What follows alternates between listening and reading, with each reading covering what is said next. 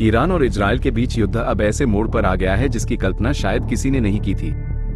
Iran की तरफ से जिस तरह की बैलिस्टिक मिसाइलें और आत्मघाती ड्रोन इजराइल पर दागे जा रहे हैं, उसने न केवल इजराइल बल्कि अमेरिका को भी हैरान कर दिया है। हालात इतने बिगड़ चुके हैं कि रूस और चीन तक खुलकर सामने आ गए हैं। दोनों देशों ने अमेरिका और इजराइल को सीधी धमकी दी है कि अगर ईरान के परमाणु ठिकानों पर हमले बंद नहीं हुए तो जंग पूरी दुनिया को झुलसा देगी।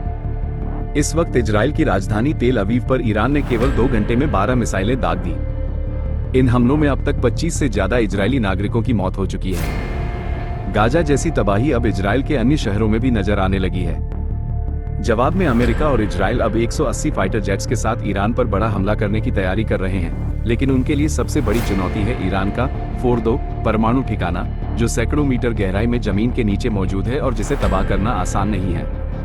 अमेरिकी राष्ट्रपति ट्रंप खुद भी इस पर हमले को लेकर असमंजस में है। उन्होंने अपने सैन्य सलाहकारों से ये तक पूछ लिया है कि क्या 300 पाउंड के बम इस ठिकाने को तबाह कर पाएंगे। ये बम कभी असली युद्ध में इस्तेमाल नहीं हुए हैं, सिर्फ टेस्टिंग में ही देखे गए हैं। दूसरी तरफ रूस और चीन ने दावा किया है कि इजराइल के मिसाइल हमलों से ईरान के परमाणु ठिकानों को कोई नुकसान नहीं हुआ है। राष्ट्रपति पुतिन ने पूरी दुनिया को ये संदेश दे दिया है कि ईरान अब भी मजबूत है और युद्ध में कमजोर नहीं पड़ा है। ईरान ने भी पलटवार करते हुए इजराइल के 4 शहरों तेल अवीव, दशेरब, रमतगढ़ और होलोन पर 30 मिसाइलें दाग दी। 7 मिसाइलों को इजरायली डिफेंस सिस्टम रोकने में नाकाम रहा।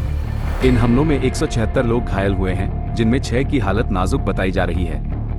इजराइल के प्रधानमंत्री नेतन्याहू ने कहा है कि ईरान जानबूझकर नागरिकों और अस्पतालों को निशाना बना रहा है और इसका बदला लिया जाएगा। इजराइल ने ईरान के अराक हैवी वाटर रिएक्टर और कुंदाब शहर पर 40 जेट विमानों से हमला किया है, जहां हथियारों का उत्पादन बड़े पैमाने पर होता है। रूस, चीन और तुर्की अब खुलकर ईरान के समर्थन में आ चुके हैं। उन्होंने अमेरिका और इजराइल को चेतावनी दी है कि अगर ईरान पर हमले बंद नहीं हुए तो अंजाम भयानक होंगे। रूस के लिए ईरान केवल एक सैन्य साझेदार नहीं है, बल्कि खामने की सत्ता उसका रणनीतिक आधार भी है।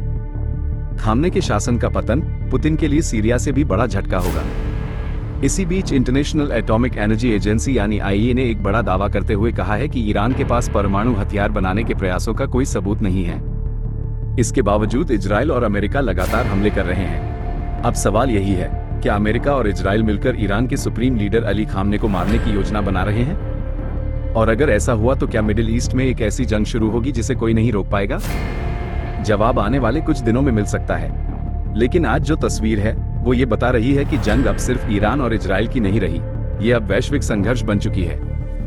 इस वीडियो को अंत तक देखने के लिए आपका धन्यवाद। अगर आप चाहते हैं कि इस तरह की हर अपडेट सबसे पहले आप तक पहुंचे, तो वीडियो को लाइक करें, शेयर करें और चैनल को सब्सक्राइब जरूर करें।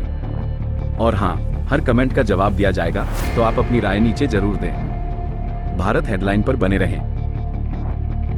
अगर आपको हमारे चैनल की वीडियो पसंद आए हो तो उसे लाइक, शेयर और सब्सक्राइब करना न भूलें।